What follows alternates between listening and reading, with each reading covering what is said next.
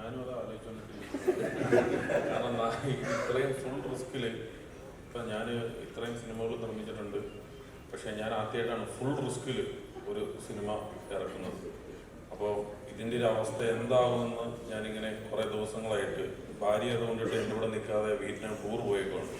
കാരണം നമ്മുടെ ഈ ടെൻഷൻസൊക്കെ ഈവൻ കണ്ടുകൊണ്ട് ആണെന്ന് തോന്നുന്നു. കാരണം ഒരു സിനിമ ഇറക്കിയിട്ടിട്ട് അതിൻ്റെ കാര്യങ്ങൾ പോലും പുറത്തേക്ക് വിടുന്നില്ല. അതുപോലെ ഇന്നലെ ഞങ്ങളെല്ലാം നിർബന്ധിച്ചിട്ടാണ് ഡിജോ വിടുന്നത്. കാരണം അപ്പോൾ അതിൻ്റെ സസ്പെൻസ് പോവും. ഞാൻ ചോദിച്ചാൽ 1-ാം തീയതി ഇറങ്ങുമ്പോൾ ഇത് ഓൾറെഡി പോകുമല്ലോ, ഇപ്പോൾ 2 ദിവസം മുമ്പ് പോയാൽ എന്താ കുഴപ്പമിരിക്കുന്നത്? ഇല്ല, 2 ദിവസം വെയിറ്റ് ചെയ്യും. അപ്പം അങ്ങനെ ഞാൻ നിർബന്ധിച്ചതിൻ്റെ പേരിലാണ്. അപ്പം നിവിനും ഇതെല്ലാം കേട്ടോണ്ടിട്ടിരിക്കുകയാണ്. ഞാൻ ഇപ്പം നിവിനോടും പറഞ്ഞു, നിവിനെ ഇവൻ നമ്മളെ മൊത്തത്തിൽ പറ്റിച്ചുകൊണ്ടിരിക്കുകയാണെന്നൊരു സംശയമുണ്ട്, നമുക്ക് എത്രയും പെട്ടെന്ന് ഒരു പ്രസ് മീറ്റ് കൊടുക്കണം. അങ്ങനെ നിവിൻ പറഞ്ഞു ശരി, അപ്പം അങ്ങനെയാണ് ഒരു പ്രസ് മീറ്റ് തന്നെ നമുക്ക് വെക്കാമെന്നുള്ള ഒരു വാശിയുടെ പുറത്താണ് ഇന്ന് പ്രസ് മീറ്റ് പോലും വെച്ചത്. അല്ലെങ്കിൽ ഇന്ന് മിനിങ്ങാന്നിറങ്ങിയ ടീച്ചറും കാണത്തില്ല, ഇന്നത്തെ പ്രസ് മീറ്റും കാണത്തില്ല. അപ്പം ചിലപ്പോൾ എനിക്ക് ഡൗട്ട്, നാളെ കഴിഞ്ഞ് ചിലപ്പോൾ ഞാനും കാണത്തില്ല.